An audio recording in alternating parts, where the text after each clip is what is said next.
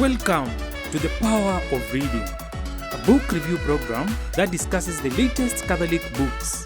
A book is a dream you hold in your hand. This program is prepared for Radio Maria Nairobi and presented to you by the Daughters of St. Paul.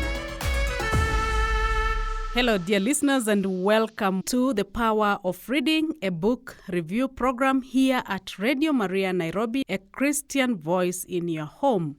I am your presenter, Sister Beatrice, and once again today in the studio, I am with Sister Elizabeth. Welcome, Sister Elizabeth. Thank you, Sister Beatrice. I'm very happy to share with you today about the book, The Confessions of St. Augustine. Welcome, Sister Elizabeth. I can see today we have a very, very beautiful journey to make together as we review this book by a great saint, St. Augustine himself. And the book is The Confessions, but of course we call it The Confessions of St. Augustine. Now, dear listener, you know that our program, this program on the power of reading, aims at introducing to us all the latest and important Catholic books. Besides, this program also wants to promote the reading culture because we believe that reading has good and lasting effects on our faith as Christians and, of course, in our everyday journey of life. Now, with this, our modern technology, which has changed the way we live, the way we interact, we have access to a lot of information, a lot of things through what we would call the internet or other social media platforms. And we may be misled to think that books are being overtaken by the modern communication technology. Now we know that this modern technology of communication has been with us for quite a while, a few decades of the internet.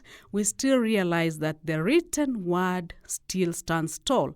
And even though we may have access to the internet, we realize that there is a special way of learning that we find in books that cannot be achieved through the internet. And we want to make sure that together we don't let this beautiful culture of reading go away, because the book is still one of the best inventions in human history and in the development of the human person. Now, as Sister Elizabeth has already alluded, today we shall actually review one of the best classics that we have in our Catholic literature, and that is the book of the Confessions of St. Augustine.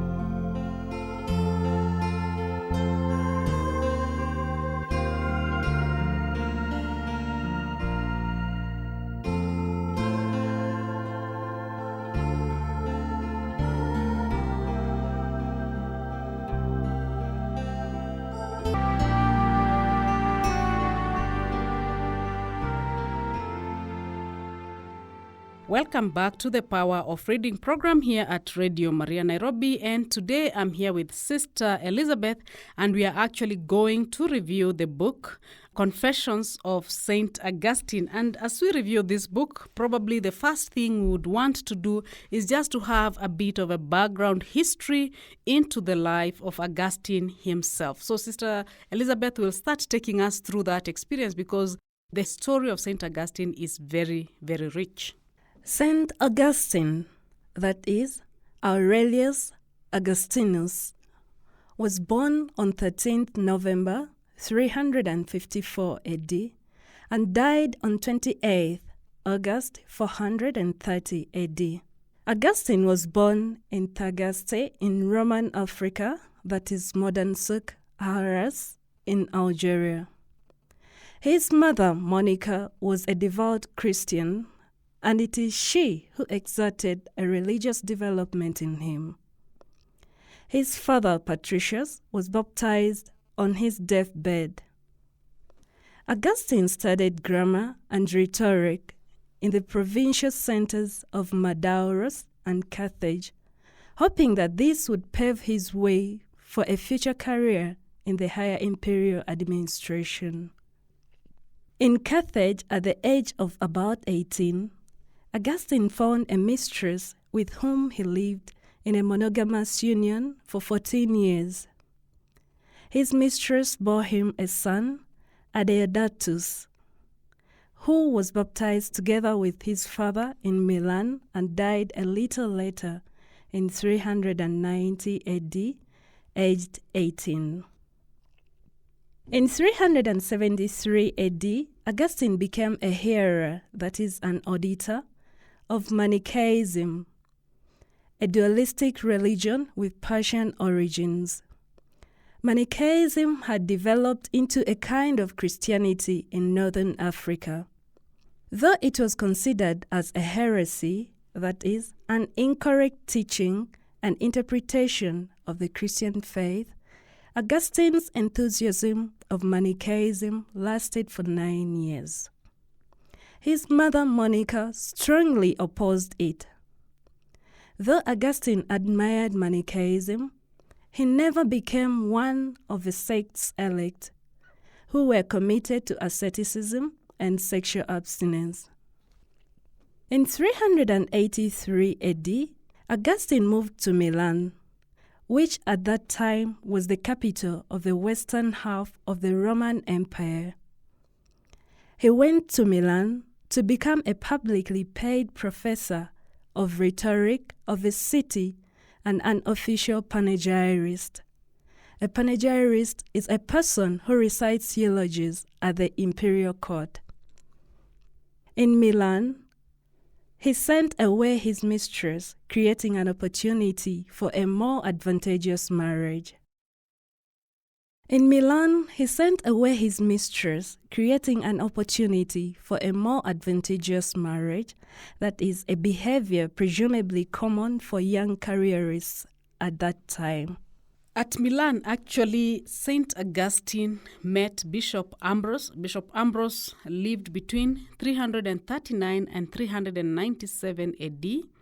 And Bishop Ambrose, who is also a saint, taught him the allegorical method of scriptural exegesis.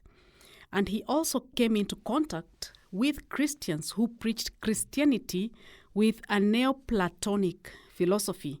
These Christians introduced Saint Augustine with a Christianity that was philosophically informed.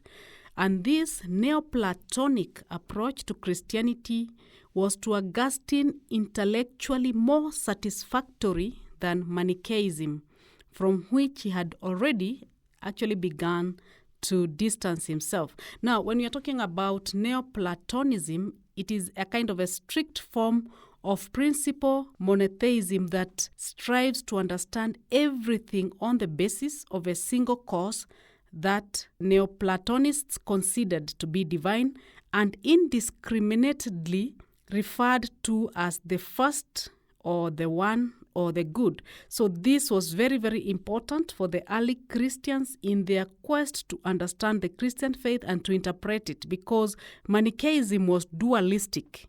It saw things from 2 points of view and they were too separated. So it was also bringing issues or problems of something like Christ being both human and divine. So if you have a kind of a dualistic philosophy or theology, it's very difficult to arrive at the faith of understanding how something which is matter can be united to something that is spiritual. So this is why we see this struggle of Augustine in his studies, in his journey. So his initial years in Milan are what are depicted in the Confessions as his years of crisis. And this went on until the summer of 386 AD. And eventually Augustine converted to what we call ascetic Christianity and gave up both his chair of rhetoric and his further career prospects. And after the winter of philosophical leisure, in an estate in rural Milan, Augustine was baptized by Ambrose at Easter in 387 AD. And shortly after, he actually embarked on his journey back to Africa, accompanied by his son Adeodatus, some friends, and his mother. And actually his mother, Saint Monica, died on the journey at Ostia in Italy in 388 AD, just a year after Augustine had been baptized.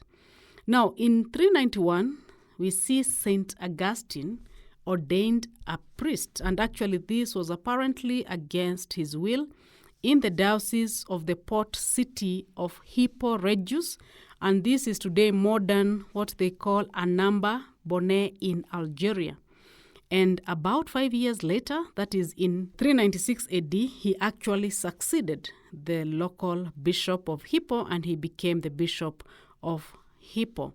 And this ecclesiastical function involved new pastoral, political, administrative, and juridical duties, and his responsibility and experiences with an ordinary Christian congregation which could have actually contributed in modifying his own views on grace and original sin. And his rhetorical skills, remember, Augustine had studied grammar and rhetoric, so he was a good public speaker. This equipped him well for his daily preaching and also some of the arguments that were normal at that time on religious issues. There were a lot of religious disputes because people are still trying to ground the Christian faith. And throughout his life as a bishop, he was involved in what we call the religious controversies, of course, with the Manichaeans, the Donatists, the Pelagians, and we can say also to a lesser extent also some of the pagans who were not very keen in most of the Christian issues, but sometimes because of his administrative duties, they would come into contact. Most of the numerous books and letters that Augustine wrote in that period were part of these controversies, or at least inspired by them. In fact, we are told Augustine wrote extensively, and most of his works have survived, and we have about 100 books, 300 letters, and 500 sermons. This is what Augustine did, and this is just to give you a background of the man whose book we are going to review today. This is his historical background, what happened to him. Of course, it is in a very, very summarized way. You can still get a book on the story of St. Augustine and be able to read all the detailed issues of what happened in his journey, because our interest today actually is to look at the Confessions of St. Augustine, the book itself, which after this short break, we are actually going into it and to be able to really understand how this book was written and how it is structured.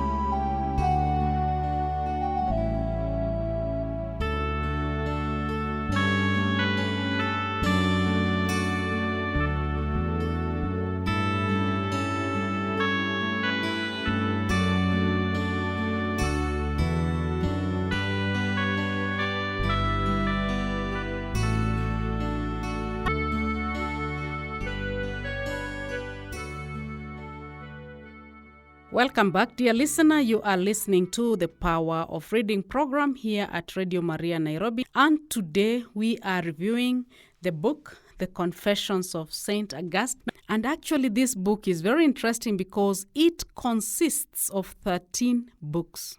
Not 13 chapters, but 13 books. That's very, very interesting for us. And we see that the first 9 books give a history of St. Augustine's own soul, from the birth in Tagaste to the death of his mother, Monica, at Ostia, Italy, before Augustine finally goes back home in North Africa. Now, books 10 to 13 are actually very highly theological and philosophical. They are not books that one can easily understand at a quick reading, but looking at the background of Augustine and using some of the reading tools, one can be able to make sense of what Augustine is talking about. And as I said, some of what he shares actually gave shape to our Christian Catholic doctrine as we understand it today. Now, let us look closely at the contents of the Confessions of St. Augustine. Now, we are going to look at the different books, or at least what we would say a short review of each of the books and what it is talking about. Now, as I have already mentioned, the 9 first books, actually you can almost call them chapters, give what we call an autobiography of St. Augustine, his own story as he wrote it himself. So let us just have this brief overview of these 9 books. Then we shall also do the other books, that is book 10 to book 13. Now, in book 1, St. Augustine reflects on his personal childhood up to the age of 14, and he does this in order to draw what we would call a universal conclusion about the nature of infancy. The child is inherently violent if left to its own devices because of original sin. Later, he reflects on choosing pleasure and reading secular literature instead of studying sacred scriptures, and he reflects on his choices and how they contributed to his way of life. Then, when it goes to book 2, Augustine continues to reflect on his adolescence, during which he recounts 2 examples of grave sins that he committed as a 17-year-old, and the development of his godless lust and the theft of a pear from his neighbor's orchard, despite never wanting for food. And in this book, he actually explores the question of why he and his friends stole pears when he had many better pears in his own home. And he explains in his writing in here in book 2 the feelings he experienced as he ate the pears and threw the rest away to the pig. And here we see Augustine arguing that he most likely would not have stolen anything had he not been in the company of others who could share his sin. So we see already Augustine not only sharing his story, but also making what we would say a moral and theological reflection on his life. Sister Elizabeth will take us through some of the other books so that we can be able to understand how Augustine writes down the book, The Confessions. In book 3, he begins the study of rhetoric at Carthage, where he develops a love of wisdom through his exposure to Cicero's Hortensius, that is actually a lost dialogue on philosophy. He blames his pride for lacking faith in sacred scripture, so he finds a way to seek truth regarding good and evil through Manichaeism. Manichaeism, remember, is a dualistic religious system with Christian, Gnostic, and pagan elements founded in Persia in the 3rd century by a philosopher called Manes, and it is based on a supposed primeval conflict between light and darkness. At the end of this book, his mother, Monica, dreams about her son's conversion to Catholic doctrine. And in book 4, we encounter the illicit relationship that Augustine had. Between the ages of 19 and 28, Augustine forms a relationship with an unnamed woman who, though faithful, is not his lawfully wedded wife, with whom he has a son, Adeodatus.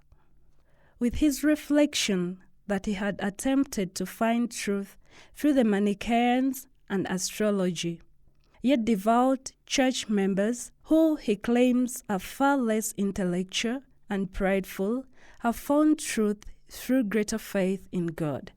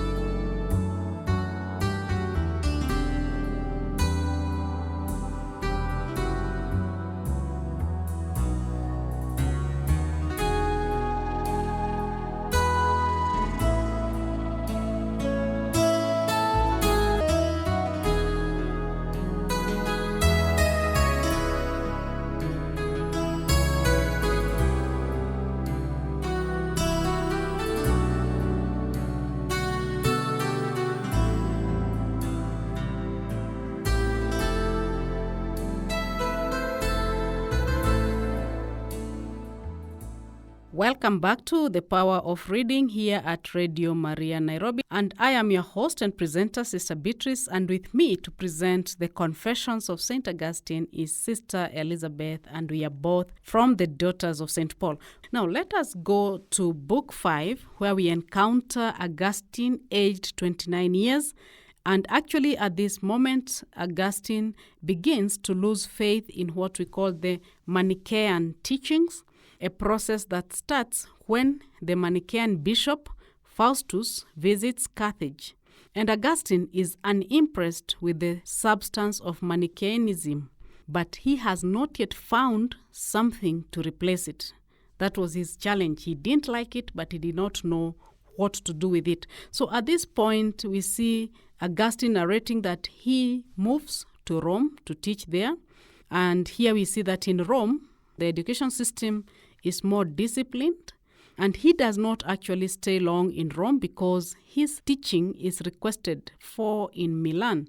So he moves further north in Italy to Milan, where he encounters Ambrose, the Bishop of Milan, and he appreciates Ambrose's style and attitude. And actually, Ambrose, the Bishop of Milan at that time, exposes Augustine to a more spiritual, figurative perspective of God, which leads him to become actually a catechumen of the church. He decides to become a catechumen to prepare himself to enter fully into Christianity. And then in Book 6, Augustine presents how the sermons of St. Ambrose draw him closer to Catholicism, which he begins to favor over other philosophical options.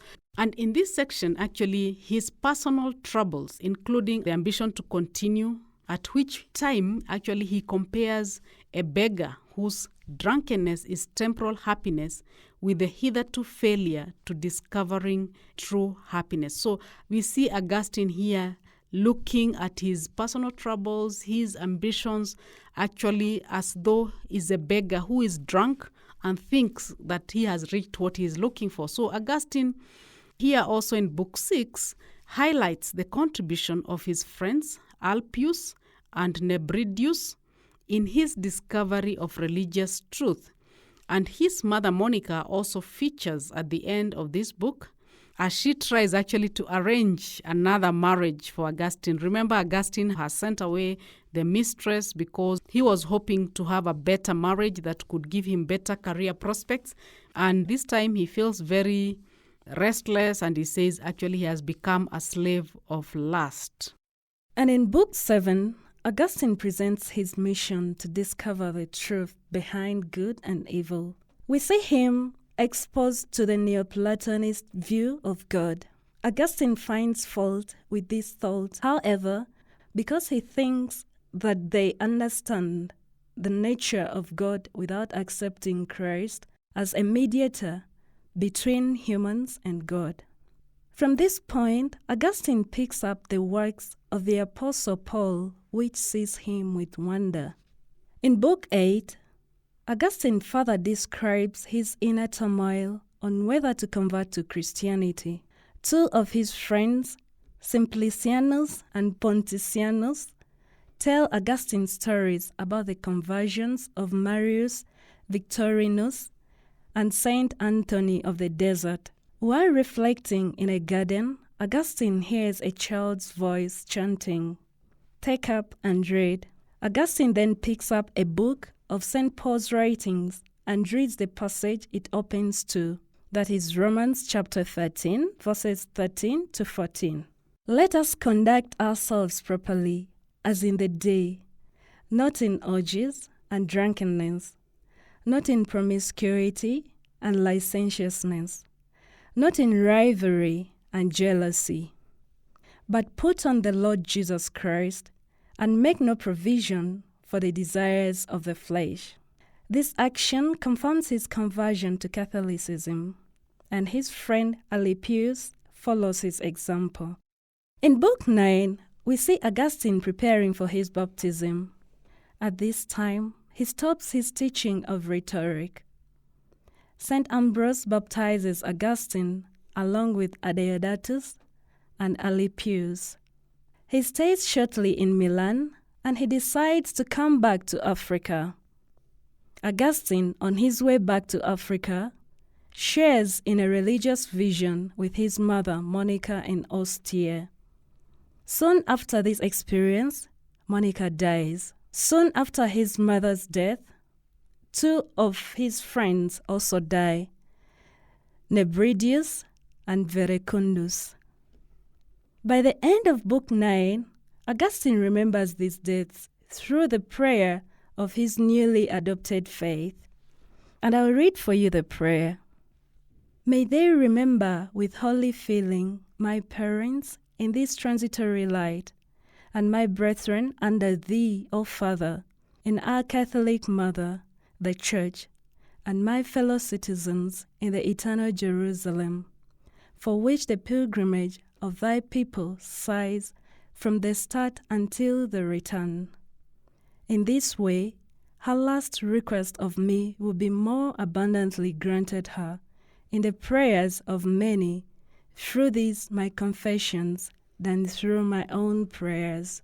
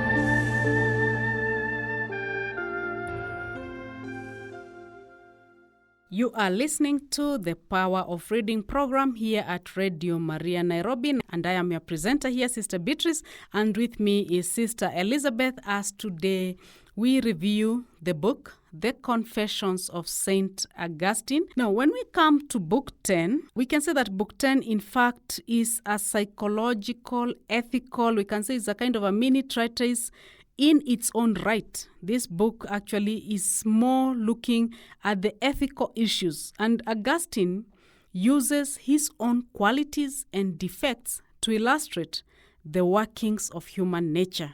And here Augustine describes himself as a mature man with his weakness. Actually, when Augustine is actually writing this part of the Confessions, Book 10, he is already a bishop of Hippo. And actually, he has a lot of work to do. He has pastoral duties and also worries, because as the leader in faith, he has to guide his diocese.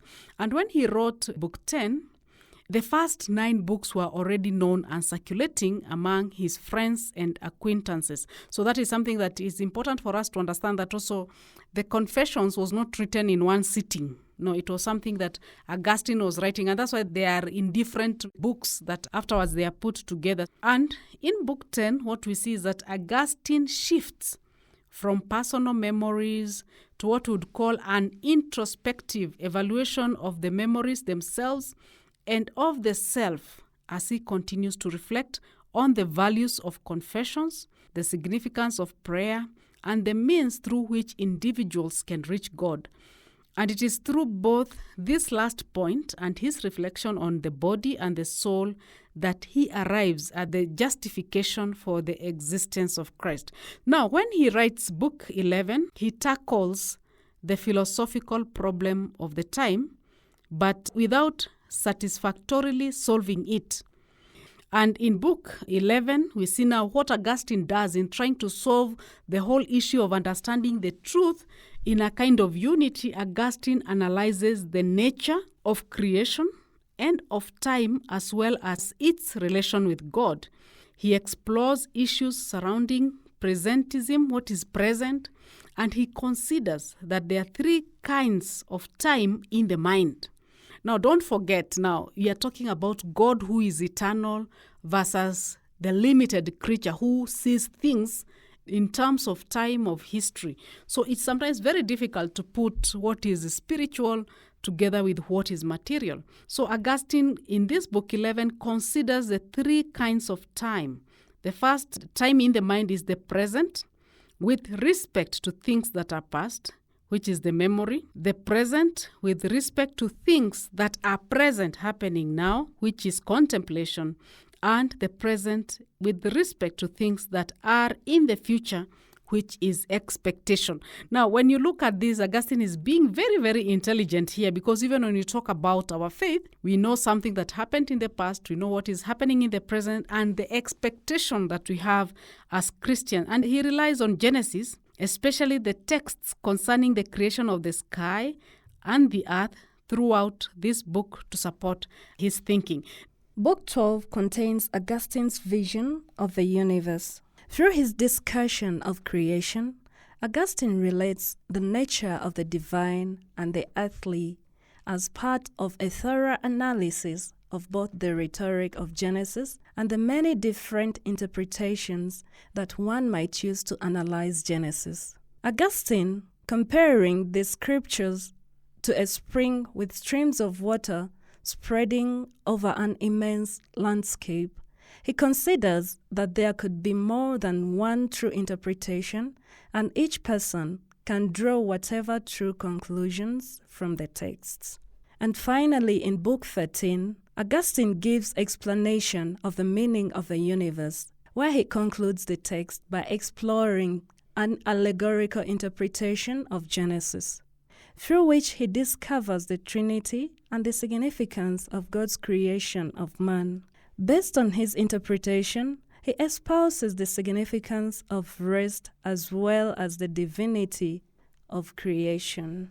Thank you, Sister Elizabeth, for concluding for us the 12th and 13th book in the Confessions of St. Augustine. Now, dear listener, I'm sure you're wondering, is it possible really to enjoy this book of St. Augustine? Because it seems to be full of philosophy and theology and other things that maybe we are not familiar with. Now, one of the things that you will discover with the Confessions of St. Augustine, he writes it in a style that is very human. It's more conversational. It's actually an art, the way Augustine has presented the Confessions of St. Augustine. Remember, St. Augustine had studied grammar and rhetoric. He was a good speaker, and the way he presents this book actually is very, very well done. And actually, it's something that we can be able to commend him for. So what we would advise from our side, as we have read this book with Sister Elizabeth, is take it a bite at a time. This is not a book you sit and read 30 pages in one sitting. This is more a book that you ruminate with. You read a bit and put it aside. Tomorrow you read another piece and you put it aside, and it is going to bring you to greater truth about our faith. And actually, faith is a journey. It's not something you bite all together. It is something that you have to bite a piece by piece so that one day you have a bigger and fuller picture. If you want to have it once and at once, it might become very difficult for us to understand. So we are going to take a break before we come to conclude our program for today.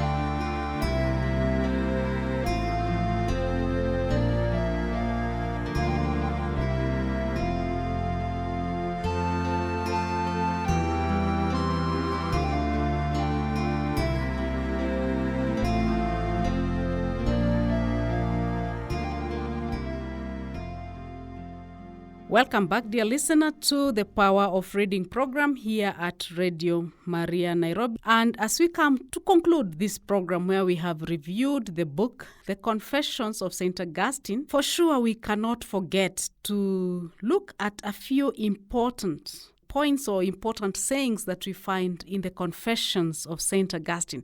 Now, when St. Augustine writes his confession, we can say that actually his heart is bursting with the reality of God. And actually he begins his writing by saying, "Great are you, O Lord, and greatly to be praised. Great is your power, and your wisdom is infinite." That first sentence that begins the Confessions of St. Augustine, "Great are you, O Lord, and greatly to be praised. Great is your power, and your wisdom is infinite," actually gives us a summary of what Augustine is going to tell us in his Confessions.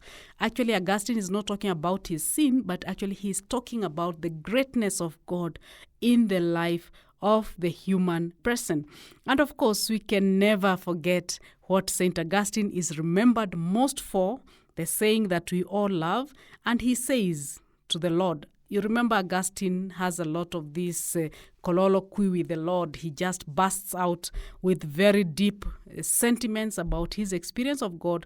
And he says, "You have made us for yourself, and our hearts are restless until they can find rest in you." Remember, Augustine is a great scholar who has used his great intelligence to search. And in the end, he comes and kneels before the Lord to say, no matter how much the mind searches, the heart searches, we shall always remain restless until we find rest in God. So this is the beauty of the book of the Confessions of St. Augustine. And there are many other sayings that we never really remember to quote, that you can only find by taking this book into your hands. And as you'll be able to browse and find more about St. Augustine, you'll realize that St. Augustine has a lot of other books.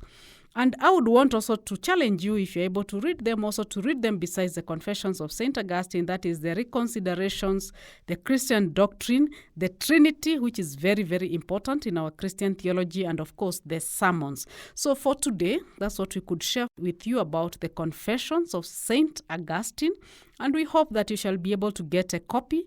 Pauline's Publications Africa actually has a very well translated and annotated copy of the Confessions of St. Augustine. It was actually translated from the original Latin by one of the teachers who teach around here at Strathmore, Mr. Silvano Boruso, who did actually a very good translation because he was able to put it in a way that we are able to read, because the Latin language tends to have very, very, very long sentences, but he was able to put them into a kind of usable English for us without losing the original meaning. So, dear listener, there's a lot we can share with you today, but we want to stop there because we believe you are going to buy the book. And I'm sure Sister Elizabeth, who has also enjoyed this book, and I know she's a great fan of St. Augustine, has something to say to us as we conclude our program today. Thank you, Sister Beatrice.